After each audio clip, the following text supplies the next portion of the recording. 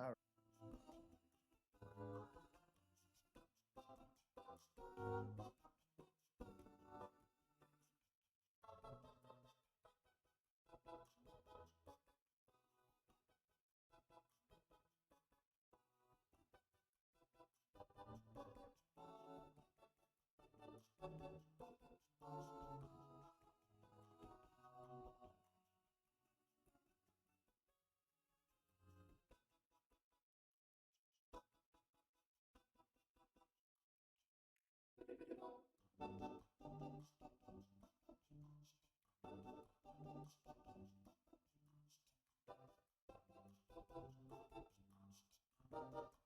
right.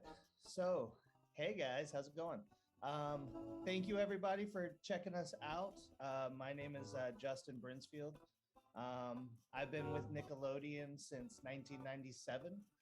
I started as a driver on a show called Angry Beavers and quickly worked my way into the recording studio, where I was fortunate enough to work on Angry Beavers, Cat Dog, and one of the first shows that I did was a little known show nobody's heard of called SpongeBob SquarePants. I wish that had taken off and done something, but you know, whatever. Um, I've been in the recording studio since then, and been fortunate enough. We've won 4 Emmys, and I've worked on some amazing shows: Avatar: The Last Airbender, um, Kung Fu Panda, Legends of Awesomeness, uh, Back at the Barnyard. There's like so many to name that I can't fit them all in. All the Butch Hartman shows. It's been great. So thank you. And now I'm the director of audio for Nickelodeon, and I oversee all 3 recording studios and the EMR department. And here's my recording team today, and I'm very happy to introduce them to you. I'll start with the one who I've been with the longest, Manny Grijalva. He's in actual Studio A at the time. Right now, so you can see in the background some of the posters. That's the original recording studio that everything has been recorded from since we began. So take it away, Manny. Yeah. Hi, everybody. My name is Manny Grijalva. I started, as Justin said, we've worked together for quite a bit together. I started at Nickelodeon as an intern about 10 years ago in the mailroom. And then I worked my way into the mailroom and worked my way into sound and pretty much have been here ever since. All right. Awesome. And then next, we've got Ryan Green in Studio C. That's our newest recording studio. We just built that about 2 years ago, maybe 3. Now that COVID has happened, I've kind of lost about a year of my life. But right around 2-3 years. So that's our biggest studio. And go ahead, take it away, Ryan. Hi, everyone. My name is Ryan Green. I was fortunate enough to get a job here at Nickelodeon 4 years ago. I came from the music world where I did produced, engineered, and mixed records for about 33 years, along with working on movies. And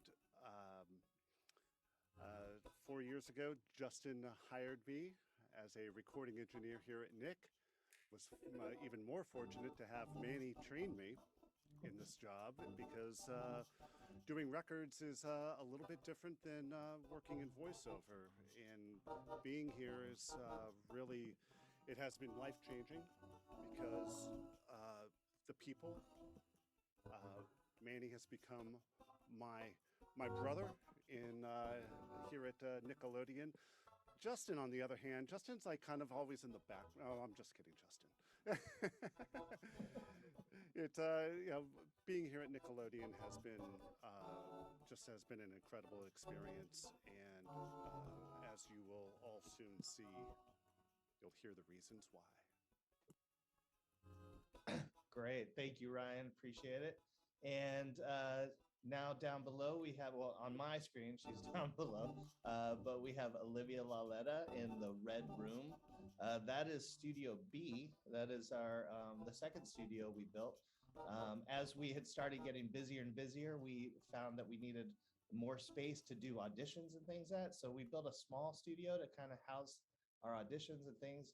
And it quickly became a full-time operating studio, and it's looking to expand even larger. We're looking at blowing out a wall, not really blowing out a wall, but we have a room next door that we're retrofitting to be able to extend Studio B out. So, Olivia, go ahead and tell us a little bit about.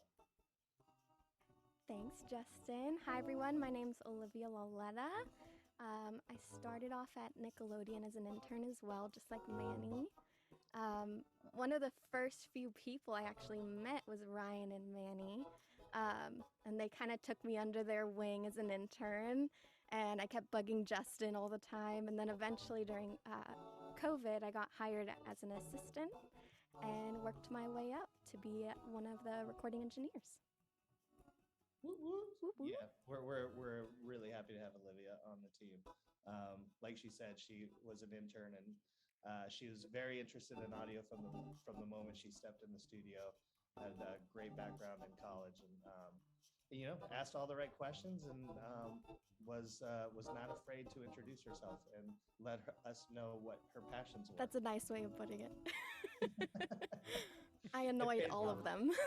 It pays off. It pays off, Olivia. I mean, that's how I got into. Just my background's a little different, but it's very similar. Just work ethic actually got me in the door with recording. So thank you for pleasantly that. persistent, I would say. Yeah. And then we have Cody Orris over here in his home studio. He's from home right now. He's got a pretty boss home setup. So we'll let Cody introduce himself. Hi, I'm Cody Orris. I've been with Nickelodeon for almost exactly a year now, coming right up on that anniversary. Started in Ohio at a production company doing a lot of commercials and different like TV stuff at a production company there, doing all the recording, sound design, VO recording. And yeah, that's moved out here and was lucky enough to be with Nickelodeon for about the past year now as a recording engineer, and it's amazing. Awesome. And then we also have Kenny Carkeet over here, who's surrounded by many guitars. He is at his home studio as well. Kenny, go ahead and introduce yourself. Hi, friends. My name is Kenny Carkeet. I, like my friend Ryan Green here, come from the music world. I've spent the last 2 decades as a touring musician and record producer and engineer. And then with COVID, the whole world stopped, and I feel so blessed to have received a phone call from Mr. Brinsfield over here, because I didn't know work could be this fun and this rewarding and have this many nice people in one place. And so I've also been here almost a year, 1 week after Mr. Cody there, and I'm so happy to be here. It's great. Awesome. I will pay you after this. I will give you the money that I owe you for that Copy. Nice little shout out. What were you doing as a musician? What did you tour as? I played in a band called AWOL Nation for about 10 years, touring the world, and then made a bunch of records after that. And then, yeah, now I make cartoons with all my friends. I've never heard of them, but Never heard of them. I'm glad you. I think they're up and coming, right? Just I think I've heard. Yeah, they're new. Yeah, I think I've heard of it. I think they show potential. I've not heard of them.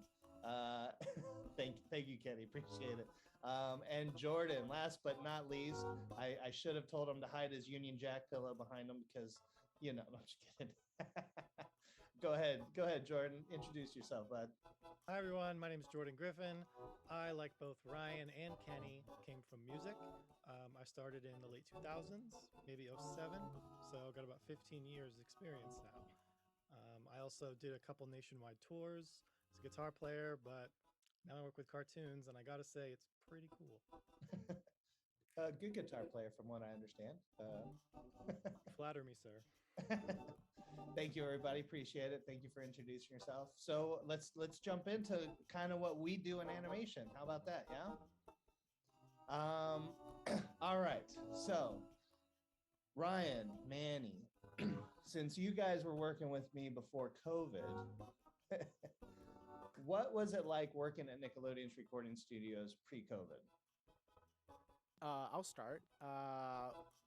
We were able to work with people. That first off, that was. Don't you still work with people? Well, in person, I guess in person, I should say. We're able to work with people in person. Normally, any typical session would run anywhere from 2 to 4 hours. Usually, a 4-hour session, we'd be able to get through like a 22-page script with, the couches here all filled up with our writers and producers, and then we'd have our voice director here as well, and on the other side of the booth, which you can't see, we would just, have all the actors in there, and we'd be able to get through a script all together. And, the energy's really fun, incredible, and chaotic at times. Everyone's, throwing ideas around, and it's very, very fun. That was normally a typically a typical session. It's very energetic. A lot of crosstalk between like the writers on the couch, like you mentioned, coming up with jokes in the moment. I remember doing an episode of Penguins of Madagascar, and I remember one of the actors, he played Private. He kept getting stuck on the word enigmatically, enigmatically. Remember what you got me? They had him do it like he was 15, 16, 20 takes in, he kept still stumbling over it, and I remember the writers were frantically like going, let's rewrite it, let's rewrite this word. He's like, no, I'm gonna get it. And then it actually became the joke that he couldn't say enigmatically. So James Patrick Stewart is the actor that I'm referencing. Oh yeah, great guy. Yeah. There was a lot of really good inside jokes on a lot of episodes that were like that. Yeah. Ryan, you wanna chime in and your experience on recording on prem? Well, it was like Manny was saying. You would walk in first you would walk in the door here at Nickelodeon, and everybody is amazing.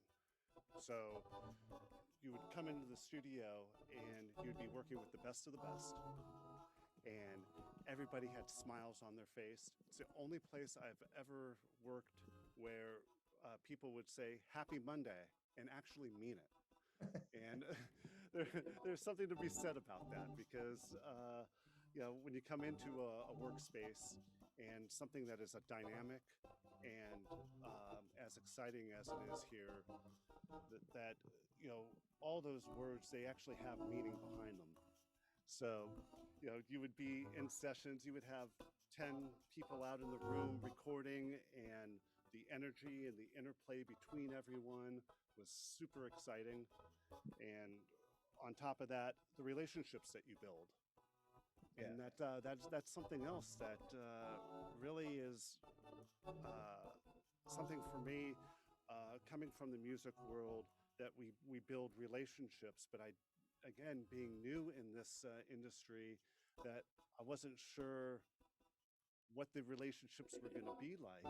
And as I've come to find out that people will text you, and when they sign in, they're or they show up, they're happy to see you, and it's just a really exciting experience. And again, you are working with the best of the best, so you have to, on top of that, be at their level, and being at their level at all times.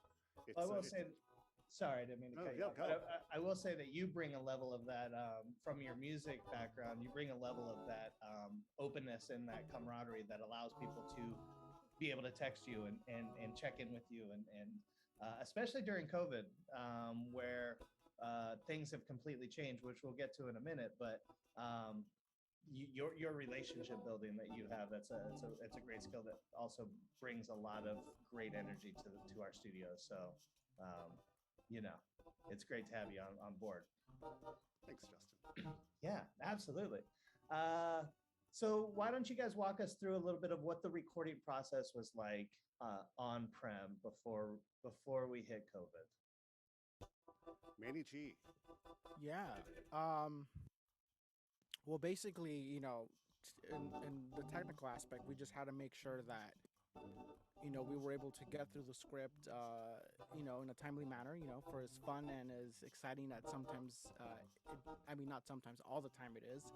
We as the engineers still have to be able to, be the guys behind the knobs and the faders, and make sure that everything is sounding great. And, any issues or questions that anyone's having, we need to be able to just be like the way that I always tell everybody, it's like hosting like a big party, essentially. We have to just make sure, everyone's happy, everyone has what they need, everyone's got waters, And as we're You're about the to get host. into, yeah, you're the host. You have to be able Yep. to, make everyone happy and still make sure that all of our technical needs are being met. Um, and as we're about to get into, in COVID world, that has not changed. That basically was our goal throughout the entire year and a half, almost 2 years now that we've been doing this remotely. Yeah. The foundations of engineering have not changed. Is what Exactly. you're saying. Yes, the Right. technology and the process has changed quite a bit, but Yes, absolutely. The way we communicate with each other, the way we go about getting what we get has completely changed in this environment. Yeah. But the fundamentals of the engineering has stayed similar in most respects, or at least to engineering well. I think what I like to talk about is when you talk about engineering, there's numbers and there's levels and there's all these little like intricacies that you can learn from school and stuff, as far as like, oh, what decibel level are we at, or how much roll off are you going to need, what's the frequency of that roll off that you would want to put on a human voice, or you get into the weeds on like the technical stuff. But when it really comes down to engineering, aside from that, that's in the background. You can learn that by feel too. Like I learned it by feel in a lot of respects, and it really comes down to, as far as being a successful engineer, is being able to read the room, being able to assess what is happening, know your equipment well enough that you can troubleshoot it quickly and efficiently. So when things happen, or know how to work around something that goes down, like being able to make those pivots quickly while a room full of people are watching you and relying on you, and doing it with a smile and with grace, and then keep it going. I feel that's 90% of the job, probably, yeah, or up there anyway. that's pretty much the one of the pillars of, like you said, engineering for sure. Yeah, Ryan. Well, in a kind of touch on what Manny brought up as well, is that some of the technical issues that would happen in the room, that again, coming from going to bring the music experience in, is that it's a different thought process, and the things that you listen for are completely different than what you would listen to with somebody recording a song. And then with that, you end up you start training your ear, and then learning and knowing the equipment and knowing how to work around certain situations. And as it's already been discussed, but we'll reiterate that it really truly is that, when we're going through this, it's not about level. It's about how it feels when you're touching it, you're feeling it, you're moving the input gain on the mic pre, trying to find that sweet spot with that, barely touching the compressor and letting the voice open up, so you're not getting in the way of what's being performed in the other room. You're being very, very transparent, but with that, it is really knowing the equipment and knowing when to pull back and when you could like put the pedal to the metal and you're just going for it. But you're doing that like with everybody in the back of the room, all the talent out in the room, and you become in it. And there's nothing like that. On top of, you have people reading you stories, Right. so you're into it, and you're watching the scripts and reading it, because we need to do that for any texts that come up. But you start getting into that part of it, so it becomes all, it's everything is Absolutely. all involved. I mean, you're another part of the performers. Like you've got the actors in there, but truly, like, the engineer is also a part of the performers. You may not be on camera, you may not be doing a voice, but you're following along in the script. You're getting, the actor's cadence, their performance, their high, like, when you see a line coming in the script, you're like, oh, I know John DiMaggio is going to hit that one. So you're like on that fader, ready to like make that work so you don't have to go and get it as a pickup. You're getting it in the flow of the performance. It's like improv almost in a way, but you're engineering and you're going with the flow of that performance, and you're improvising with them along the way to make sure that it's flowing. One of the things that I always like to think about when I was engineering was I'm there to help the actor get what they're trying to convey across, and be as minimal of an impact on keeping that from happening as I can. And also too, in a lot of respects, is helping them when you've got like talent or directors or something who are like, they hear it in their head, they hear a line read in their head, and the actor would do a great line read, and it's funny, and everybody laughs. But the director has their own line read in their own head. So even though they laughed at it, they kind of go, oh yeah, I liked that, but I still have my line read. So how do I make what they did that made me laugh more like what I want in my head? And they'll start directing them down a different path, which kind of goes AWOL sometimes, where you're like, that is no, like now they're just words on a page. And oftentimes what I would do as an engineer, is I'd like go back to the line that they laughed at and I'd play it. And as they were listening to it, they would be in the room like that. Did you get that? That's what I want. Did you get that? I'm like, yeah, that was take C from blah, blah, blah. And like, yeah, okay, do that one. And now do 3 more just like it. But I would always see the actors like behind the glass going, thank you. And it goes back to like you were saying, which you taught me. It's like being able to read the room, being able when you can do something, and when not to. Because sometimes in some scenarios that wouldn't be appropriate, but you have to be able to read the room, sense what people are feeling. Absolutely. I had long relationships with people by the time I would do stuff like that. Normally, if it was a new show, I would just let them figure it out. Let them find their voice, let them find their pace and find their voice, and not try to, like you said, with everybody, not just talent, but even creators and even the directors.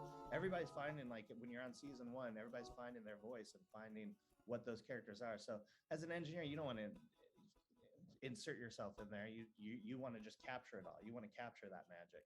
But as time goes on, you'll notice like you have working relationships with people and with talent, and you can kind of get away with things like that. But knowing when to read the room, I would not do that just willy-nilly. Like definitely, because it could backfire on you, and be willing to take the licks if it does. What's that saying too? It's like people only know you're there when something's not working. Right. Exactly. Yeah.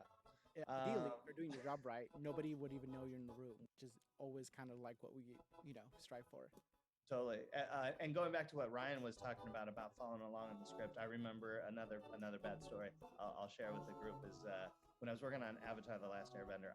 It was a serial, so it was like going from one episode to another, and I loved that show so much that as an engineer, when we would be stuck on a scene in the first like couple pages doing it over and over, I was reading ahead in the script because I couldn't wait to see what was happening.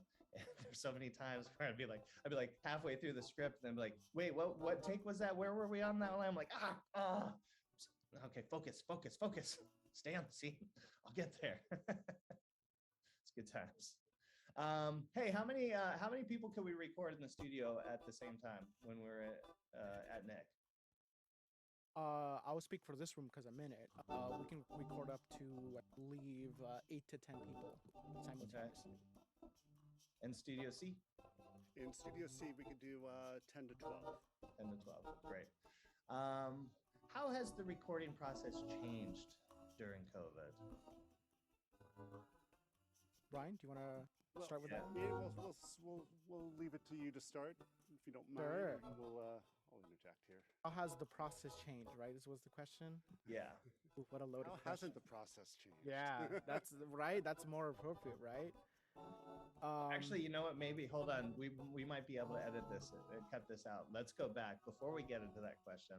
Actually, I'd like to bring Olivia up because I would like to find out from you guys as interns working for Nickelodeon. What was your perception of the recording process or the recording studios at Nick, having never stepped foot in the studios, but knowing that's something that you guys love? Larry, you want to start? Yeah. I mean, I feel like Ryan kind of touched on it, and so many people have touched on it already, but part of the allure of Nickelodeon is the people and everyone's ability to and openness to teach. I was shocked. I was assuming I would come into this big studio and they'd be like, go get my coffee, and no one would ever look at me. It ended up being the exact opposite. One of the first things that Ryan and Manny did was they sat me in the studio and I'd look at something and ask them a question, and they'd sit and go through question by question by question and make sure that, I felt like I was being heard and that they were also teaching me and showing me that I was an asset, even though I was just an intern. And then the actual record process was just this magical experience because you see these actors that you grow up with, hearing their voices come up to you. And for example, I think Clancy was the first one who came up to me and he said, "Hey, kiddo." And I lost my mind because you just grow up with these voices. They're eternal. And everyone's just so nice. There's no ego. There's just this air about everyone that we're just here to make art for kids and make people smile, and that's pretty amazing. Yeah, it's animation. I mean, to touch on that, one of the things that I loved about it so much was I would just laugh every day. I mean, you're recording cartoons. You're recording cartoons, and you got some of the funniest people in the world that you're working with every day from 9 to 6. And they're just busting stories and they're telling jokes. And then even when they're performing the scripts, there's just so much humor that you're like, man, it's the best job in the world. Manny, do you want to follow up with what was it like for you as an intern? And then you got a job in the mailroom. So you actually had an extended period of time of, wanting to be in audio for a while before you actually got the opportunity. So tell us more about that. Well, for those who might not know, I originally studied at an art school to be a storyboard artist.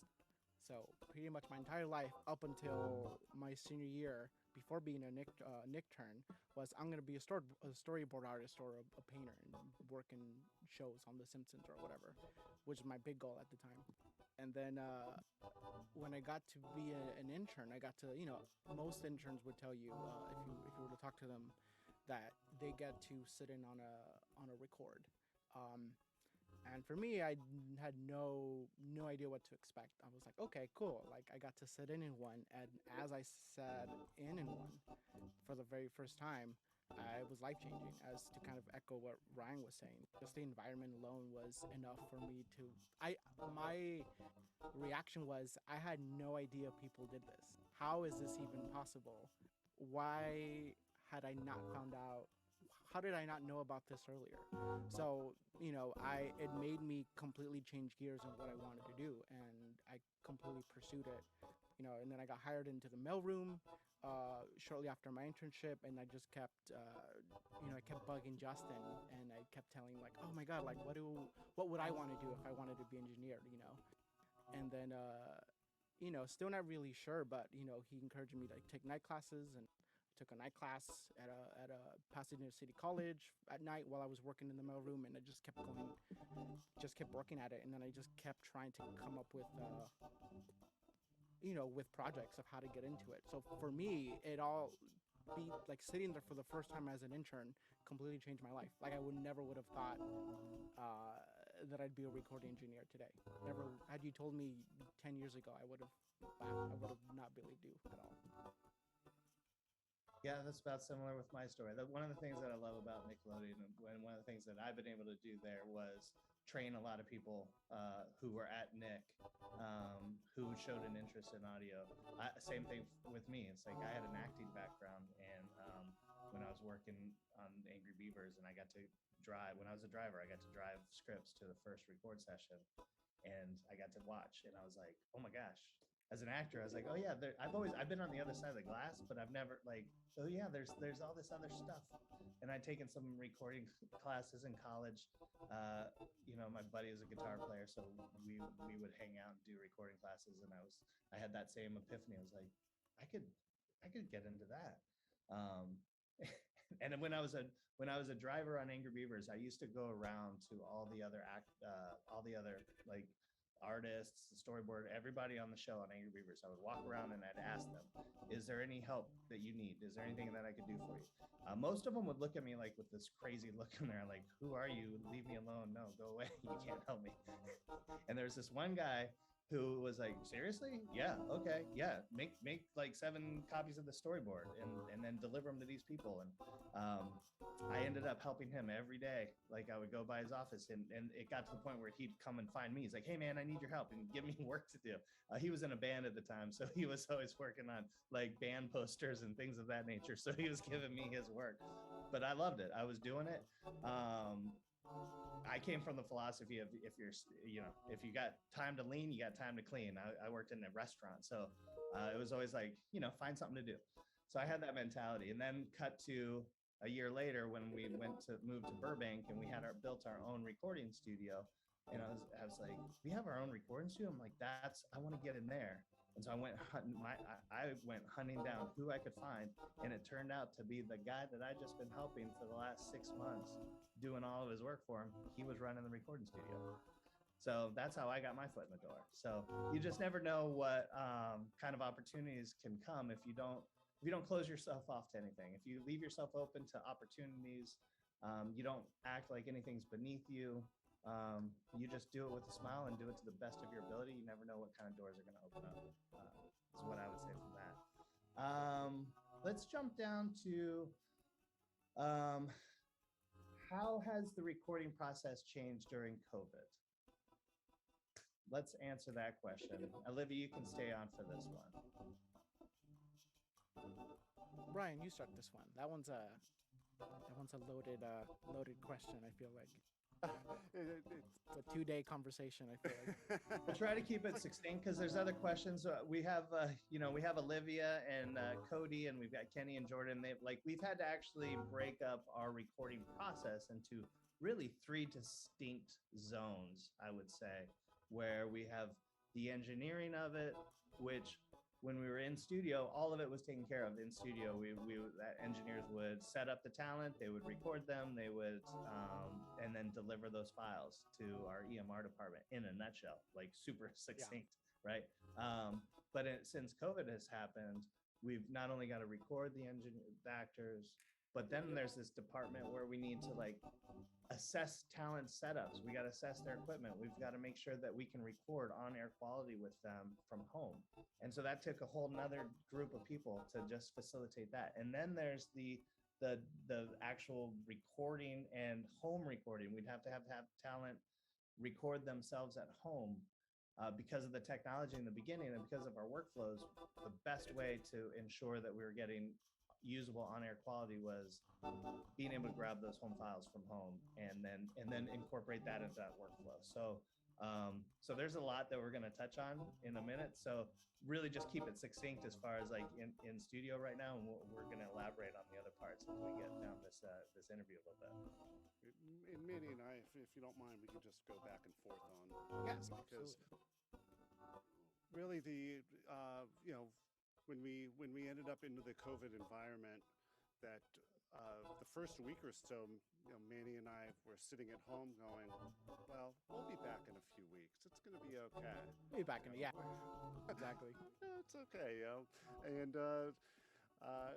and that quickly divulged into yeah, right. Oh, we're not going back.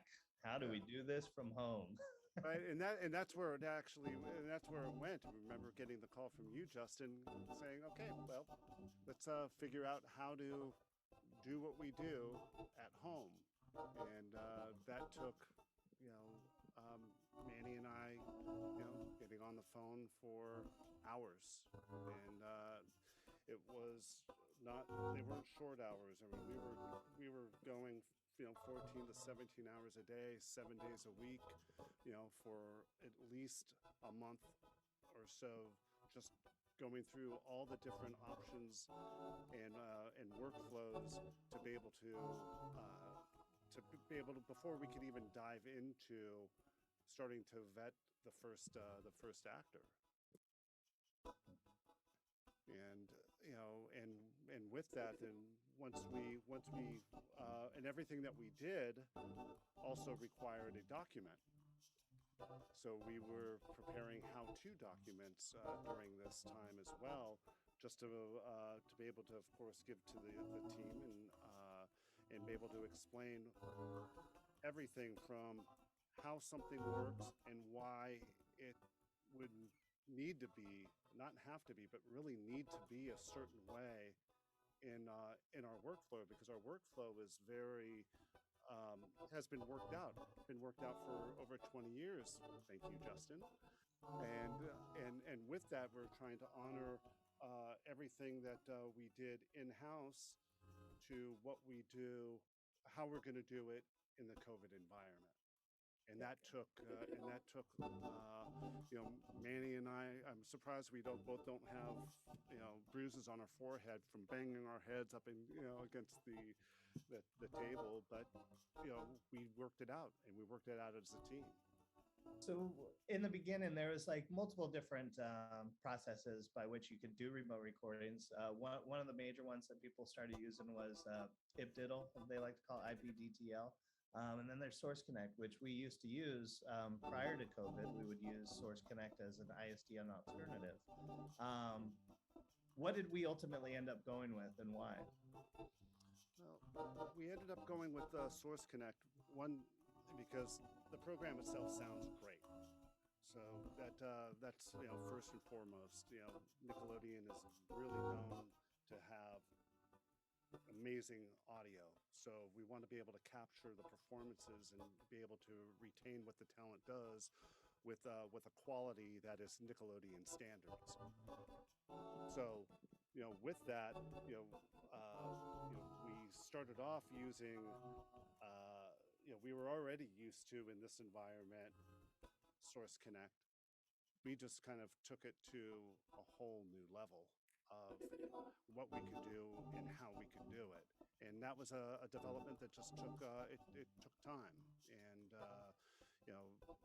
we've never been, we were always concerned about how something sounded. We wanted to make sure that everything was worked out. We wouldn't just jump into something just because. And that says a lot about, the company and Justin, what you've always said to us as well, that you have to know the equipment. You want to get everything as clean and as clear as possible, and with that, that comes Source Connect, and also having some of the technology behind it as well, like Q Manager, to be able to restore and replace audio as well. That it goes deep, but it also gives us a sense of comfort. How many actors can you record using Source Connect Pro? Well, right now we're set up to do 14, but honestly, we could probably do 30. And really?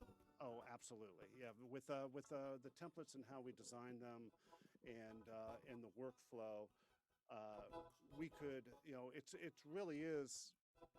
The program doesn't take up a lot of energy, so you could have multiples going on. I mean, the most so far has been 14 at once, and the computer was barely even running, energy-wise. So, to double that, no problem. It would just be more how long it would take to get the talent set up, which, in that case, 30 people, we could do it in 15 minutes. I'm pretty sure you did 17 remotely, I think. That's the world record so far, at least in the studio, in our studio. Yeah, 17. Another thing. Yeah. Sorry, yep. Nope, go ahead. Another thing very early on we had to figure out, or kind of realized, was that not only are we, Nickelodeon, coming up with our own process, but we knew that every other studio in LA and probably around the world were going through the same thing we were, of coming up with our own process. And another early thing we realized was, with all the technology that we were now incorporating into our process, we knew that some of that responsibility was going to have to, would have had to have been passed on to our actors as well. So that was a big thing, was, okay, we know that our actors are going to have to take some of the responsibility. We know they're going to be learning different processes from many other studios aside from our own. So very early on when we designed the process was, well, how can we give them the least amount of responsibilities to make their job as far as the technical aspect is concerned, as easy as possible, because we know that they're already going to be overwhelmed with not only our process, but every other process in every other studio in LA and again around the world. So that was very early on a choice we made was, what can we get away with, and how much responsibility how much of the technical load should we put on them? And that was a very big thing that kind of drove our process, right? Yeah, that was like the driving question, I think, when we sat down and started talking about it. It's like, how do we make this as simple on the talent so they can focus on performing as we could possibly make it? And I think you guys have helped develop a really great process, something that gets us professional audio quality. Like you mentioned, Restore and Replace is a fantastic tool to help us when we have those internet dropouts and glitches. So it's fantastic.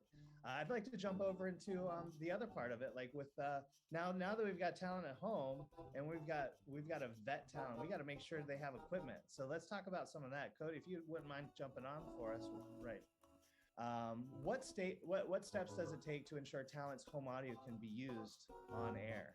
And that's another loaded question. I'm trying to allow you guys to cover a lot of material with a single question, because I know how much work it goes into ensuring this. So go ahead, take it away. Let us know. Do we start from like our vetting meetings? Yeah, absolutely. Like from top to bottom. Let's soup to nuts. Let's go through it. Okay. We can kind of just piggyback off each other, Cody. That's Deal. cool. Okay. Well, to kind of kick off at what Ryan and Manny were saying, before COVID, our collaboration with casting was already essential to our success. But because of this new workflow that Manny and Ryan and so many others had to come together and divide and conquer, we had to lean on them even more than we normally would. And there was so many more responsibilities that popped up because of this new workflow that it ended up being split up between casting and our team for the vetting. To describe the vetting, why it's necessary to have a vetting, I would say, like Manny and Ryan were saying, we want to make this process as easy and as simple for the actors as possible. And the vetting is essentially a time where we can gain the actors' trust and also show them what the process will be and to feel it out. It's a lot of improv, just like before. If you're with an actor and you feel like maybe this is a little bit too much for them, we started using different devices like Zoom Share Screen or TeamViewer to remote in and help them as much as possible remotely, in addition to having to help them set up the equipment and finding a location in their house that was acoustically desirable, or as acoustically desirable as we could get. And so all of that, I guess, would come down to, it would start off with our vetting meetings, right? Yeah, we can go into those.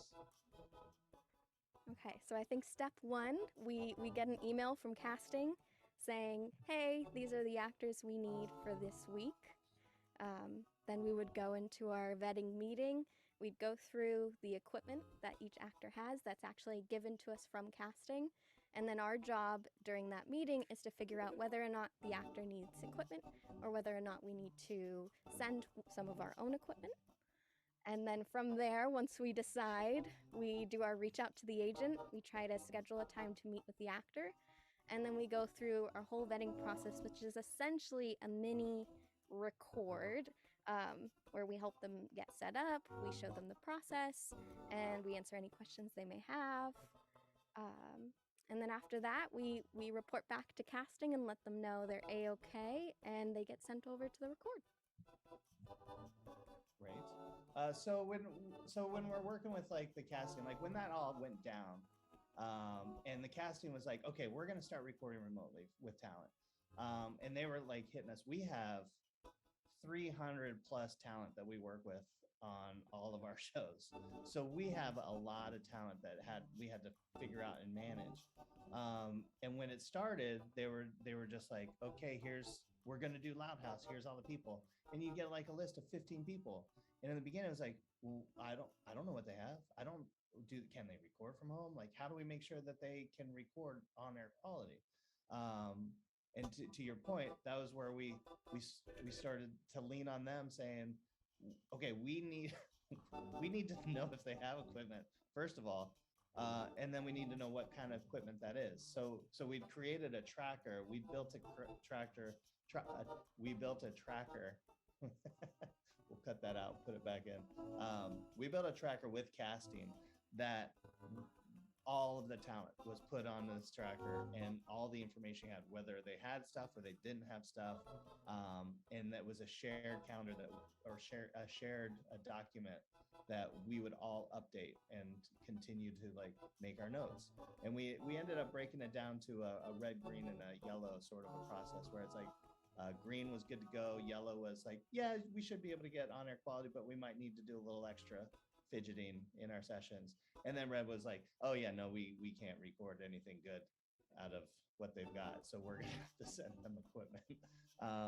To which we then started building recording rigs, right? So we built a laptop with, why don't you guys tell us about what we built as a rig? Cody, would you mind telling us what kind of rig we put together?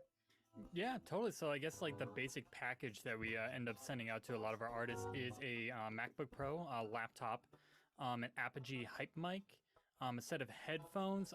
If needed, we can send them like an acoustic box to put around the microphone itself.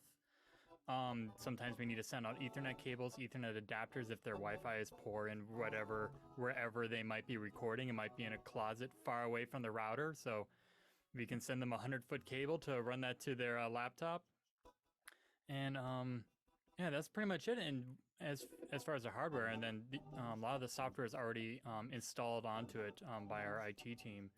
And we'll just go through them and briefly training them on how to operate that software, how to get it set up, and if they have any issues doing a lot of that kind of basic stuff, there's other ways that we can step in, like with TeamViewer. What basic software do we have on those laptops to help them do their records from home, and for you guys to do your vettings? Yeah, I would say there's probably 4 basic programs. That would be Source Connect Pro, QuickTime to do the recording, Zoom so we can all meet, and then TeamViewer as well. If we need to step in, if there's a tech issue, we can just get their ID and jump right in. Now, if they have their own home equipment, say, and they don't need a laptop, what process would you go through to vet them with their home equipment? And if it wasn't up to par, what would you suggest? Ideally, we might even have a sample record from the casting team that talent has sent before we decide if we need to send anything out. So that will tell us so much immediately, because you can look at equipment on paper, but how does it really sound? Mm-hmm. Like how they're not answering about the room, or they can say it's got a lot of treatment, but what does that mean? So having that sample is going to be massive. But then we also just, we look at their equipment list if we don't have a sample, and we can make a lot of kind of assumptions about how it might sound based on a previous experience with that equipment or very similar equipment. Gotcha. And to piggyback, oh, so sorry. No, go ahead, please. To piggyback off that, to kind of address when you're in the vetting and they have their home equipment, part of the fun part for the engineer, at least for me, is when something doesn't quite work acoustically or within their technology, you get creative. I know we had one actor at one point. It was a completely concrete apartment with lots of windows. It was beautiful, but not acoustically desirable. And he was very open to making it work. So he ended up getting a bunch of mattresses and putting them around him with a blanket over the top. And it ended up sounding great. But it was one of those things where I was like, wow, this is such a creative solution to this problem. And then from there you can determine, in that case, if it really was that bad with the mattresses and all, we could send some more of our acoustic panels or acoustic box and try to make it work with our own equipment as well. What are some tips and tricks that you would suggest for recording video at home? Do you want to start, Olivia? Okay, I can start. So to start off, other than having good equipment, so having a good microphone or a good interface, I mean, that's crucial. But some tips and tricks once you have the equipment is to find places that have a lot of soft things is the best way to put it. So usually closets are where we instruct the talent to try first, because there's lots of clothes, there's lots of different textures, and usually the closets are far away from windows, so there's less traffic noise. Sometimes you can get into a closet and it ends up sounding boxy, or it still sounds a little bit noisy. Then we start getting creative, like I said before, where we start hanging blankets if the actor's open to it. We may put pillows around them, essentially just surrounding them in as many fluffy, soft things as possible without it hindering the microphone and making it sound dead. Do you have anything to add, Cody? No, I think you nailed it. Just as like another example there of we recently had a talent that relocated, and they're going to be there temporarily, and they're just using a cardboard box stuffed with foam with the microphone in it and a blanket behind them, and because they didn't really have like a walk-in closet at the location they're at, and just that small simple setup sounds surprisingly good. So be creative. Just be creative, right? Yes. And make sure you just have enough stuff around you to deaden any reflections that are coming off the walls. In circumstances with, like, I remember a talent was in a New York loft, and there was a lot of there was laundry going, and there was traffic outside. What kind of tools are out there that could help clean up audio in situations like that? That when we're really up against the wall and you've tried everything and there's just still bleed over, what could you use to help clean up some of those things? I can start and you can. All right, yeah, I was gonna good. I don't know. I mean, sometimes we'll be in a tricky situation where we've sent all the equipment we can, we've gotten really creative, but there's still noise. So sometimes what I'll do is I'll get the audio sample at the end and I'll throw it into either isotope or some kind of EQ and try to see how much I can clean it myself. Usually, I mean, isotope's amazing. You can usually get almost all of it out. And that's why we became using this yellow-green situation, because someone might be, the audio isn't perfect, but with the right EQ, the right... a little cleaning. Yeah, the right kind of cleaning. You might have to go in and dissect it, but you can make it work. Yeah, always try and make it a habit at the end of my sessions. If I know that their AC's been running or it's the neighbor's AC, we don't have control, so there's that constant hum. Record 10, 15 seconds of room tone at the end where, if needed, they have that to use an isotope. And yeah, like Olivia said, isotope's very powerful and can save us in a lot of tricky situations. And We're not sponsored. No. Not sponsored. When you guys have bad internet connections with talent, what are some of the workarounds you've had to use? I mentioned one earlier with the Ethernet cable. That seems to save or have a lot to do with it. If there's maybe a bunch of people on the Wi-Fi at the same time, everyone's working from home, everyone's learning from home. So in some of the homes where there might be 4 or 5 kids all on Zoom calls with teachers, parents are working from home, that sort of thing, we've ran into those issues where someone that was fine one week is now their internet's terrible. But if we just send them an Ethernet cable, that seems to really help remove them from the Wi-Fi bandwidth, and then when they're direct into the router, that has solved a lot of issues for a lot of people. A fail-safe, if let's say you're in the record or you really just need to get them online, we've been able to actually use their phones as hotspots as well. It's not the best, but the workaround usually is we have everyone turn off cameras, we limit as many devices as possible. We ask the actor, if you have a phone, or if you have any other devices that are currently on the Wi-Fi, you can take them off. So we get pretty creative with the Wi-Fi, but that is one thing where if you try the Ethernet cable and then you try a hotspot and it's still not working, we get kind of stuck. Oh, that's all great information. There's a lot that goes into recording people from home,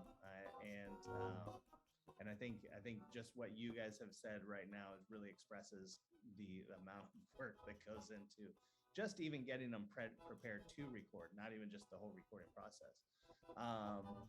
Let's go into the third part, like the media wrangling. So while we have talent recording from home, we've had to have the actors actually record themselves locally so that we would have uncompressed audio that we could use in our final mixes and in our edits, especially early on when we were sorting things out and we had to use like Source Connect Now, things of that nature with glitches and pops, internet dropout.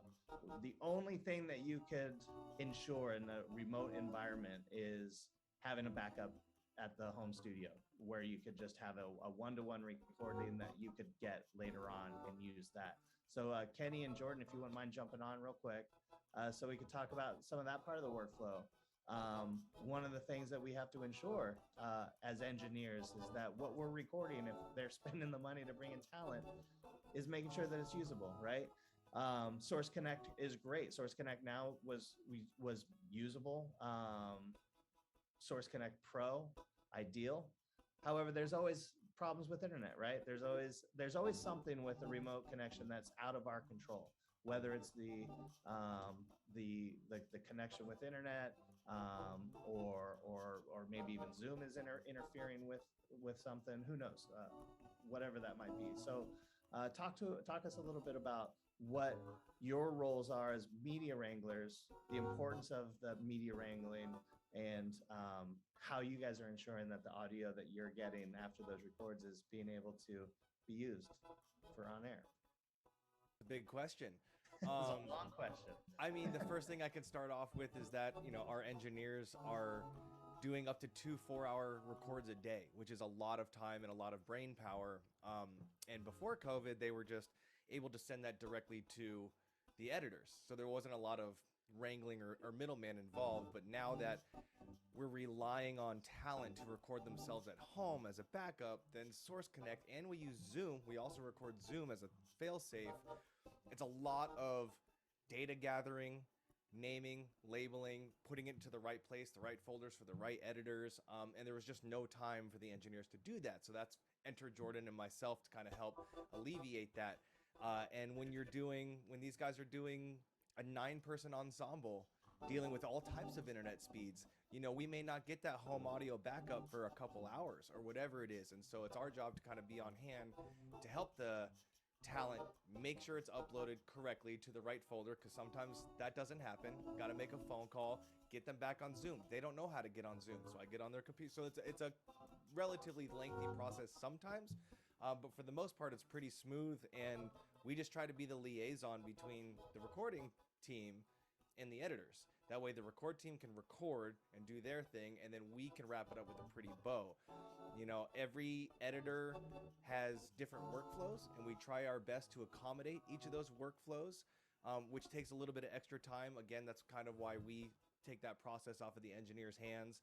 We do a lot of out-of-house stuff that's recorded out of house, like for talent that's in New York. Maybe they want to go in person in New York or whatever it is. And our editors need to receive that. So their sessions look different than our sessions, but what we try to deliver to our editors looks the same every time.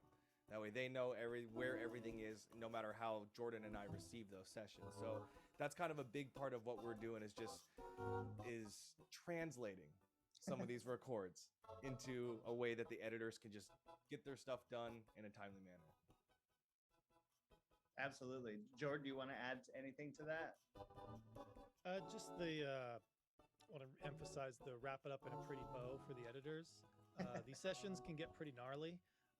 Ryan has masterfully designed a whole routing system within Pro Tools for it to work, and extra tracks. That way there's notes. You can just, boom, go to the track below, record. Saves you a ton of time. but we don't need all that after the recording. And like I said, if you open up a session and look at it, it can get pretty hairy. So we just go in and bushwhack, right? And just wrap it Streamline up, clean little bow. The Trim with editors that. get it. Looks Yeah. great. Thanks, guys. It's so true. There's a lot going on underneath the hood, Ryan likes to say, in the templates that we're using in this remote environment, which really does. It's for us. It's not. It doesn't really translate to an editor down the road. A composer doesn't need all that information. Our editors don't need all that information. So it's true. You guys really do go through and remove, bushwhack, right? Take out all the stuff that's not necessary for the people down the road who are getting it, make it streamlined and efficient, which is really important for our workflow. Being Nickelodeon and having the volume of shows that we will go through. I mean, I think we started off in COVID with like 12 episodes, like 12 series or something of that nature, and now we've got about 20 series going, and I think we're going to get up to 30 or something. So we're exponentially growing. And then just COVID has created a workflow that has made everything 2-3 times as hard as it was before in studio. So what you guys are doing for us and helping maintain that workflow, streamline it, because when that work gets down to an EMR team, somebody's got to do it, right? And they're on a time crunch. So because a lot of times our deliverables, the deadlines between record to EMR to mix to, like, those haven't changed much. Yeah, I can almost take it back to the very beginning of the conversation about how Nickelodeon is so team oriented and the communication is so great that everybody has really worked together to streamline this process. Ryan and Manny and Olivia and Cody and everybody designing these templates, and then what's good for Jordan and I to receive, and then we talk to the editors, how do you guys want it? And there's just been a lot of communication to get into a process now where it's very streamlined and everything works well. Yeah, and it's an amazing thing that we've been able to accomplish. And honestly, going back to what Ryan and Manny were saying earlier, where it's like 17-hour days, it's impossible. Like we all get burnt out. So having you guys being able to take over sessions from like when they finish and help do that second part of the job, because really like a 4-hour session isn't truly a 4-hour session. There's a couple hours of work that needs to happen afterwards. And beforehand, to set even it up. beforehand. Absolutely. Yep, exactly. And the vetting of talent. There's so much work that goes into ensuring a successful record that a lot of people don't see. So that's great. How do you guys ensure that the audio you receive is usable for on-air quality? Do you QC the audio before sending it into the MR department? Jordan, you want to take this one? Yes. So obviously we trust in the vettings. These are where the vettings are really important, so that, statistically everything we get is going to be of on-air quality. But quality control, that's where we live. Like Manny kind of touched on it earlier, and I don't know if it's a real quote or just something I learned from Futurama, but when you've done something right, people won't be sure you've done anything at all. So the editors get everything, and they go great, but they don't know that it may have taken Kenny and I hours to get the audio there were parts that were missing. We needed to resync or relink in Pro Tools. We had to find out exactly where they go and match the overall directing. Quality control is a huge, replacing internet glitches. Source Connect is fantastic, but every now and then, it can't get them all. And so we got to go in, find the take, replace it, reconsolidate, relabel so that nothing is out of place. That's why it's still very important that we have actors record themselves locally as well, right? It's just for those moments when Source Connect can't do it. I had an interesting experience today, actually. Ryan was recording, I believe it was Baby Shark, and he and I talked on the phone that one of the actors, they were on Pro, but Q Manager wasn't really replacing correctly, so please replace it with the home audio. And so the first thing I did was I went and listened to every single take and every single line to find out that it did actually replace it okay. So Jordan and I can't listen to a 4-hour session every single time. So we rely on the communication with the engineers. and their ears and what they're hearing, and they'll make markers for glitch here, glitch there. They'll call us after and be like, line 21, take 501 needs to get replaced with home audio, and then Jordan and I will go digging through that and replace that up there. So there is a lot of QC that tries to happen, because we don't want the editors to have to go digging or come back to us with, hey, this wasn't, this was an issue, do you have another version of it? We just wanted to one time through. Absolutely. Yeah. Justin, do we have time for a really quick story? Absolutely. Let's hear it. It's a story that I find really funny, and it is 100% at Kenny's expense. All right. I love it. I can't wait. Basically, there was one day we were going through the schedule, and Kenny had asked me for this afternoon, do you want SpongeBob or do you want Transformers? And for no reason in particular, I picked Transformers. He goes, cool, I'm on SpongeBob. Transformers goes, great. No problems whatsoever. A few hours later, I get a text from Kenny using some very choice language because the Source Connect audio was not usable, and he had to cut and manually realign 120 takes of ADR. Oh. It happens, but the show must go on. It has to be right. If it's not right, it's not right, and that's the bar. You actually lead into another question that I wanted to find out. How are music records handled differently than ADR and original records and pickups?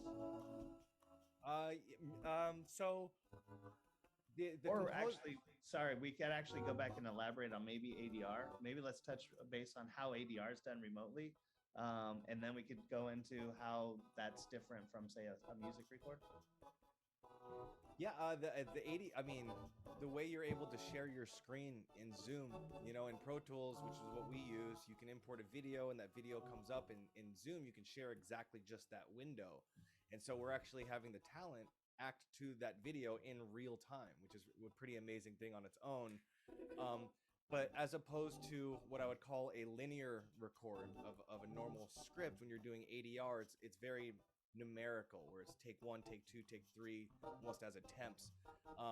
And if somebody isn't able to use Source Connect Pro, and we have to use Source Connect now, which is not ideal but works okay, we end up replacing it with the home audio. So if somebody does, I'm talking about you, Ryan, 170 ADR takes, and they all need to replace, then Jordan and I need to go through and cut every single take, relabel them, and pull them in one by one and align them to that original Source Connect audio and replace it that way. And you're lining that up to picture, right? Yes, lining up to picture, making sure that it's all in the right area. We won't necessarily go so far as to make adjustments and cuts, because that's the professional editors department, but we will get everything to where it's very easily readable to the editors of what's in the right time zone. Time zone's good. If I go to that time code, I'll see all the takes. They may not be perfect to lip sync, but that's where the EMR editor can find. Exactly. They're very good at what they do, so we let them do what they do. Yeah. When the audio comes in from, say, ADR, is it behind the picture because of using Zoom and because of internet? Is the audio behind the picture and you have to slide it into place every single time, or has the template fixed that? For the most part, the template has fixed that. There's the internet lag. If you really want to geek out on the internet throughput and bandwidth, right, there's different millisecond timings of a delay between things. So sometimes it's very close, sometimes it's spot on, sometimes they're kind of far. But that's where that QC comes in, that you just got to listen to it, use your ears, trust your ears, and align it, to that picture. And then let's go into how that differs from, say, music. Jordan, you want to rock the music? So music is basically, it's recorded, one line at a time with all the takes, and we need to nudge or just move all the audio so that it matches what the composer has at their home studio. With music records, it's a lot of different composers, and so we don't know what they might use. Some are on Pro Tools, some are on Logic, Cubase. So basically, we need to get it so that we can export something out, they can import it into their sessions, and it already aligns with what they have. That's great. And if I could double down on that, on the aligning, this is more of the recording engineer team's doing, but they've figured out how to, when somebody's recording over Zoom or talking to you over Zoom, you know, there's a lag there from when it goes to them and comes back, especially when they're hearing music. So for a music record, like our team will send the song via Zoom to the talent. And by the time they sing it comes back, there's an offset. They've figured out a way to use delay plugins to input the amount of internet delay so that what everybody's hearing is actually in time to the song. Before that process was invented, the talent would sing and it would be all behind the beat, so it just sounds like a jumbled mess, and then the engineer would have to place it real quick, let the composer hear it, and then move on. But now that they figured out the delay thing, everybody's hearing everything in time. That doesn't mean that the recording is in time.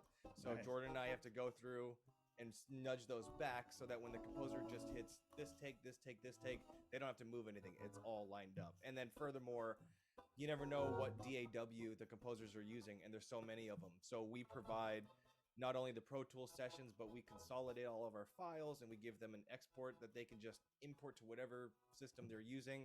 That way, we don't have to accommodate each and every single person's needs. They should have everything they need straight off the bat. Yeah.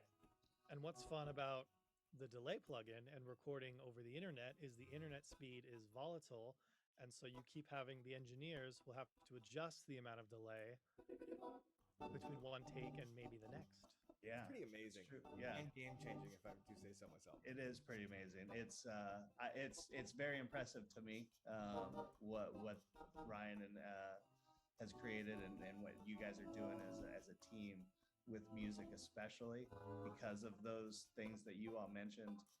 To be able to go in, see the pinging and see the changing of the internet speeds as you're recording, to know that the next time I'm going to have to change this internet speed to a new number, so it's always in sync. It's not just sit back and like, oh, here we go. It is active engineering. And to from be top able to bottom. have an artist, a talent, record from anywhere in the world with a composer who's anywhere in the world in real time, what that means for the future is to be seen. That's amazing. Yeah.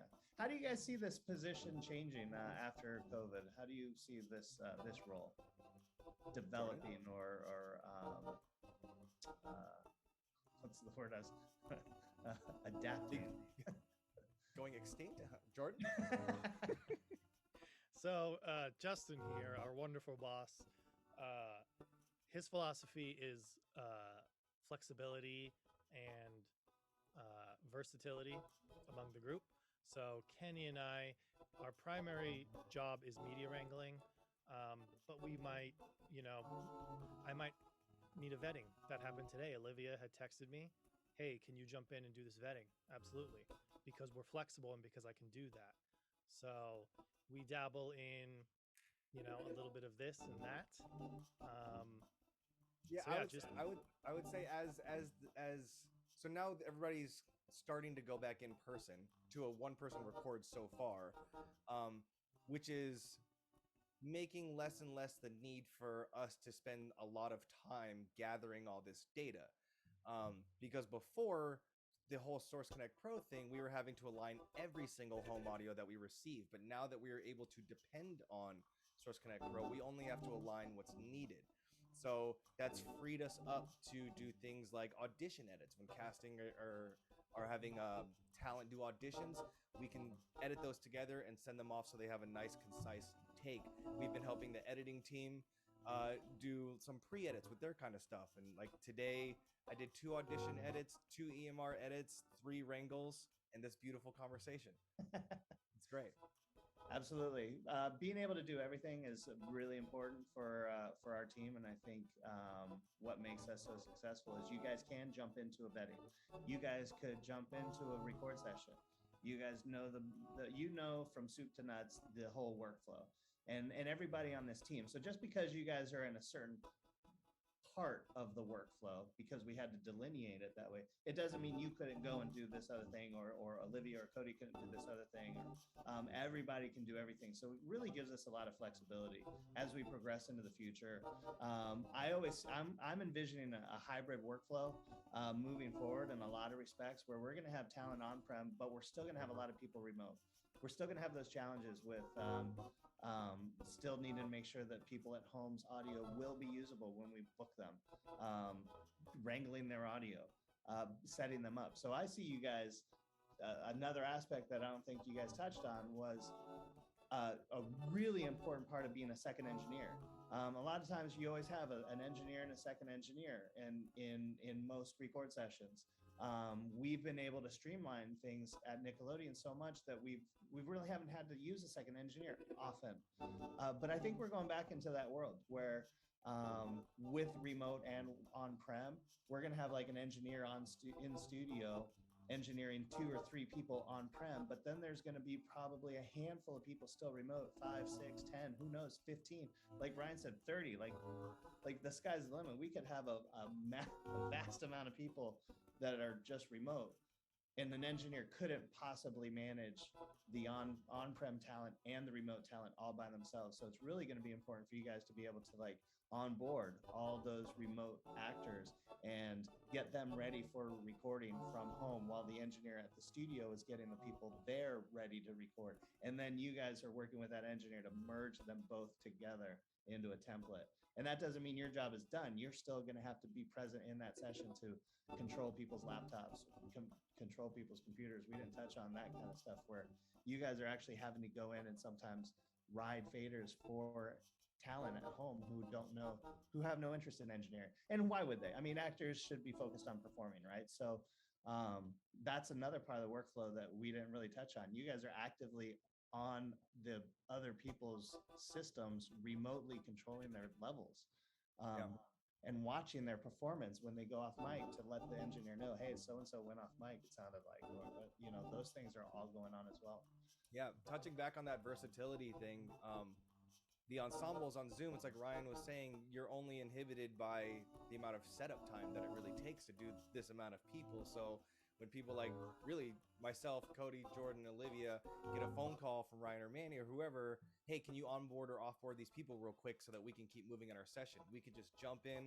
I can take over Team Viewer, ride levels, import, export, do all that stuff, and it seems super helpful. Yeah, that's amazing. Thank you guys. Really appreciate you giving us a little insight into your part of the workflow. If everybody wouldn't mind just coming back on real quick, I have some questions for the entire group. If you could go back in the past and tell yourself 3 things, what would they be? Let's start with Ryan.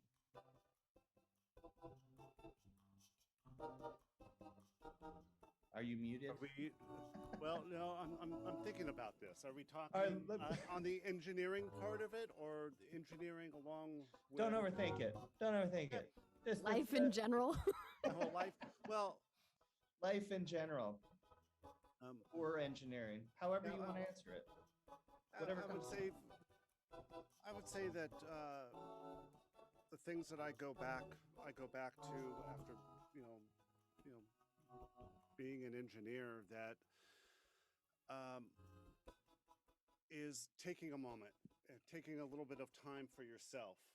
We could all get very wrapped up in what we do because we're passionate. We love, anybody that gets into engineering, you have to love it. I mean, you really do. It's a passion, and it's part of you. But with that, sometimes it becomes very consuming. And next thing you know, you haven't called a close friend in 6 months, or you haven't seen your family in 3 months. It's you haven't gone maybe out to pre-COVID, go out to dinner. So it's taking a moment and realizing that taking a moment for yourself doesn't mean it's being selfish. It's actually self-love. Absolutely, absolutely. The other thing is that in this environment, that sometimes we don't eat the best. So, love it. Let's go into some diet tips. You've lost and gained a lot of weight. Exactly. COVID-20. Are we talking about the COVID-20, Ryan?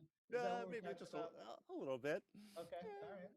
But it's it's like Manny and I think one of the the pre-COVID where we're able to spend a moment in between records, and you as well, Justin, that we were able to take a quick walk over to the cafe, and we're just able to detach a little bit.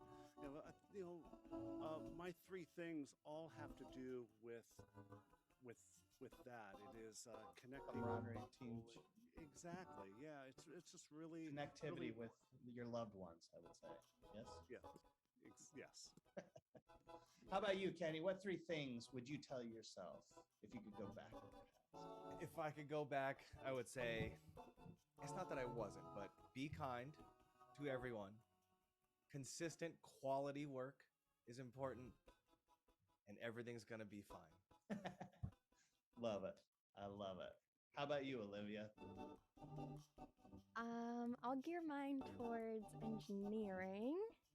I'd say I'd tell myself it's okay to, like Ryan just touched on, to get caught up in wanting things to be perfect, but it's okay to have flaws and have a rough session and just know that there'll be another one and you'll learn from it. Second thing, really take the time to get to know your coworkers. I mean, that is what has made Nick what it is to me, at least, is having the chance to have our meetings all the time and having a group chat where we send memes. Midnight Society. Thank The you. most Yeah. unproductive text thread. I love it. It's so yeah, work and play. make time to enjoy the little things with your coworkers. And 3, drink water. Just drink more water, Olivia. I've found when we're, like everyone has been saying, sometimes you're doing 2 sessions in a day, 8 straight hours of record, and you don't, you feel weird because you're on video. You didn't used to feel weird in a studio, but because everyone's watching you, you feel weird drinking. I don't know why. I always have a problem eating. Like whenever I'd go out and I'd eat in a group setting, I feel like food would be Yeah. going out. So I feel you. Zoom has made it really self-conscious, aware of how Hyper-aware. everyone is seeing what you're doing, and you're just like, I can see myself taking a drink. Is that what it looks like when I drink water? One time I signed into a Manny session, not knowing my camera was on, and I was just eating a sandwich, and then I just look up and noticed it just invite, and then just turn the camera off. True story. It looked like a very delicious sandwich. It was good, but I was mortified. Manny, what 3 things would you tell yourself? For me, I would say be patient, and last but not least, be patient. I love it. Smart. Be patient with yourself. Be patient with the actors you're working with as they're going through everything The that we're putting on challenges. them. The challenges. Yeah, and be patient with the technology, because it's been a learning experience for a lot of us, and we've all had to do things that we've never had to do before. So yeah, those 3 things I would tell myself. That's great advice. Thank you, Manny. And Cody. I guess one thing more just Nickelodeon related is, this is the first time I've been part of a recording team where it's an actual it's a team, and I feel a lot of people here can speak for that. There's not many places that have a team feel like Nickelodeon does.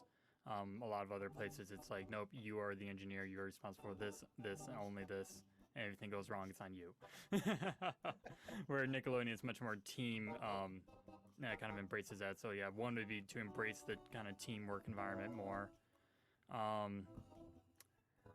don't know. 2 would be, definitely patience and calm, kind of going off what Manny said. And a situation we had not too long ago of the tech's going to be the tech. Things are going to go wrong, that are just out of anyone's control. And you just have to, keep calm, keep going, work right through it, get them back up and running, and away you go. smile through the pain. Exactly. Just smile, everything's going to be fine, guys. Just need 5 minutes. I just need 5 minutes. Yeah. I'm okay. Everything's fine. And Jordan, last but not least, Jordan, same question. Certainly not least. I would say calm down, right? Like you're doing great. Everything you're doing now is setting you on a path and setting you up for future success, hopefully here. Secondly, would be the power of positive thinking. Coming from the music world, you know, you can get a little bit jaded and cynical. And so coming into this fantastic environment, Ryan pulled me aside early on and just helped me really realize the power of positive thinking. Just being really nice, having a smile, being really jaunty. And it really makes a Jaunty, I like difference, that word. both in your career and in my personal life. It's really helped. And third, I don't know, maybe buy Bitcoin back when it was pennies. Back before Elon said, "Hey, I don't want to buy that anymore," and then it crashed. You mean that Bitcoin? Invest in toilet paper. We're divulging. We're going off course. We We're going off do course. that. We do that. We like to have fun. We do. That you guys touched on something that I would love to get your guys' input. We'll wrap it up real quick here, but in the face of adversity, when things are blowing up around you, like how do you stay calm, cool, and collected? Just jump in. Yeah. For me, it just seems like you always know it's going to work out. I mean, just did a session last week, and during an ensemble record, we had 7 people. 4 of those people, their computers went out at different times during the ensemble record, and internally, you just have to go, really? You have to laugh a little bit, because if you look at what we're doing in this environment at the level that we're doing it, that we've all been able to work through everything, and that's what the best part of the team is. So it is, staying calm and almost just laugh at it, not out loud, but in a way, it's just like, oh, don't worry about it, Justin. No, we'll just, and you just make it like it happens every day, because it does. It does, right? It Yeah. does. It's like, of course this is going to happen. Of course all Right. 4 computers will shut down at the same time. Of course, because I'm engineering for a show that needs to meet a deadline. That's why it's going to happen. And whether you're in a professional recording studio or at home, that's never changed. Like it's always been issues, computers not doing what they need to do, or mic's not working, or cable's not working. It's never, that hasn't changed at all. Yeah. But we were going into this very well prepared for that kind of mindset of it's gonna work out. And there's It's an and art form, for it sure, is- though. It really is an art I form. remember as an intern, I would watch Manny and Ryan in sessions, and I'd know because I've talked with them, and I know that there's something technically going wrong. And I'm watching them, and they look so cool and collected, and I was like, wow, no one knows. Nope, never let them see you sweat, right? That's Can't put that stress in the session. No. Might as well be calm and hang out. absolutely. I'll fix Like, it as best I can. Yes. the one thing your production is gonna lean on you on always is that they don't know what's happening. They don't know the technical side of what we do. So when things start blowing up around them, they're looking at you with puppy dog eyes, like just tell me it's gonna be okay. Just tell me it's gonna be okay. So while if you are just staying cool, collected, you're putting out the fires internally, and I've been there many, many times where internally it's like, oh God, okay. But on the outside, you're just like, what's going on? What's going on? Nothing. Everything's fine. Just give me 1 second. We're good. Everything's good. Don't worry about it. And they always they leave those sessions just like, man, it is always a pleasure working with you. Everything works all the time. And you're like, yeah, you have no idea. Little do they know. Just Then start we go telling to our jokes. group chat. And then I go back. What are some of the tips that you would recommend for anybody trying to record at home? We'll finish with that. Anyone? Any tips for recording at home for Well, anybody? that who almost wants to makes it record at sound like, just don't do it. No. Yeah, Come in. seriously. Come in. Be a part of this. Just tell your Run. your agent you want to record in person. That's it. It's just those simple words. Get you through the door. I mean, Nothing? there's so many resources online these days with great forums and YouTube videos of how to do it and how to do it well. I've always, a lot of people ask me in the music field, like, how did you learn to do this? I read, I watched videos, I looked, I tried it, and being productive in your learning is really the best advice that I can give. Because a lot of people just want it to just automatically show up or wait for somebody to show them how to do it. And it's like, you can get most of the bits down on your own, and then you learn from people like Ryan and Olivia and Manny and Cody how to perfect it, I would like Absolutely. to add, there's a lot of information out there. What works for you or what works for somebody else might not work for you, and that's okay. Yeah. Go to as many different sources, talk to as many different people, and find something that fits the resources you have, the environment you have, and your ultimate goal. There's no wrong way to engineer. Yeah. And touching on what Kenny said, there was this great, it reminded me of a great story. One of our actors on one of our shows, I've worked with him for a long time. Really great guy, more of an on-camera guy, done movies and things of that nature, but he has also done a lot of voiceover, but was scared to death to be recording from home. He's like, I'm an actor, I'm not an engineer, I don't know what I'm doing. When we told him we were sending him equipment, he's texting me and calling me going, what do I do? And I remember just going, it's okay, man, don't worry about it, it's all good. Here's I pulled up some like videos on how to build like a home fort. I gave him some of the tips that we were talking about today. I was like, all you really need to do is just like, if you got some pillows, if you got something that you can just kind of stuff around the microphone area, just try to deaden any bounce around. You're going to be fine. And, just do the best you can. If you can't do it, no, don't stress.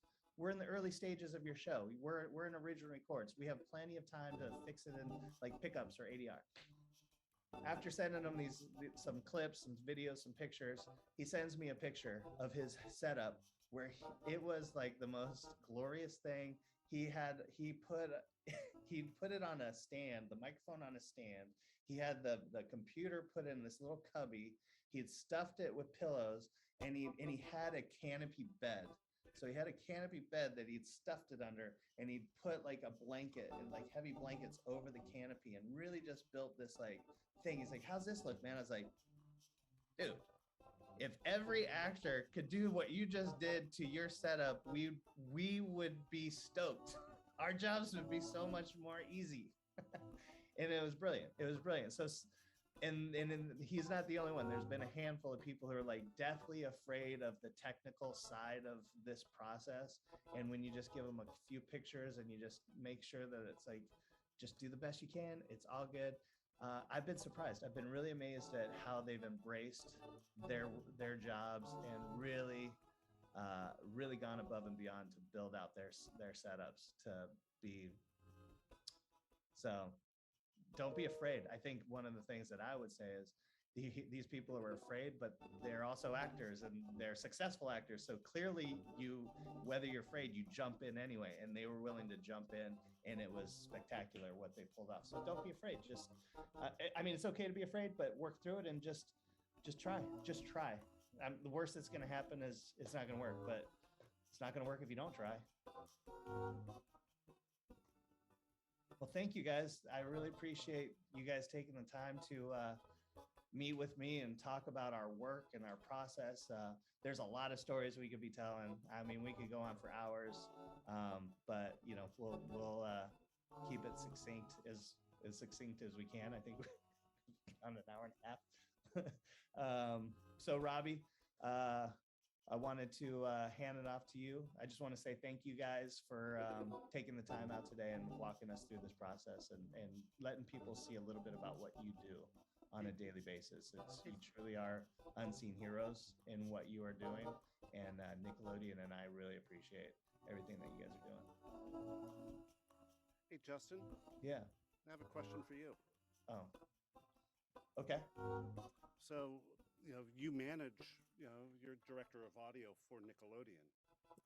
So you manage many teams, and how do you stay calm and focused and with, just our audio team alone, there's a lot going on. Let's face it. There's a lot, but this is only one part of what you do. So how do you go about your day? Because that is really important for us. You know, what you know, you're literally our, you know, you're our barrier between everything that goes on up above and how it gets handed down to us, and you do it with such grace. That how do you do that? Well, thank you, Ryan. I appreciate that. First thing I do is I hire good people. I've got a great team with you guys that I don't have to worry about a lot of the day-to-day that's going on in the recording process. So I can work with the different groups like Cody and Olivia on with casting and figure out the who needs what and coordinating that. But they're amazing at what they do and they run with it. I just help oversee and make sure that part's getting done. With you guys on the engineering side, like we in the very beginning, we worked together on kind of building that. Like this is what we want to do. This is what we want to do from home. This is what we would like to achieve. In a perfect world, if we had to record from home, this is what I'd like to see. And you guys ran with it and made it happen. And same with Kenny and Jordan as far as the media wrangling goes. They jumped in and learned from you guys the process and the workflow. You guys did a really great job of teaching them, and they took it from there to communicate with my EMR team and make sure that that communication is solid between our departments, and they've figured out things on their own where I haven't had to jump in and micromanage the team because everybody's very competent at what they do and they're very smart. So that's one really important part, I think, of being able to do what I do. And the other part of that aspect is I like to envision myself as like the umbrella, I guess, with this team, where it's like you were like mentioned, like the rain is falling down, and I just want to make sure that the rain doesn't clog up the gears and the mechanics of what it is that you guys need to do to be successful. So my job truly is now to just keep the debris from falling into this world and deflecting those things those satellites that might be coming out at us from other parts of our company and divisions that don't make sense. And they aren't things that you guys need to have to answer and deal with. It's like, no, it doesn't make sense for us to do that. And you shouldn't have to be the ones that take that on because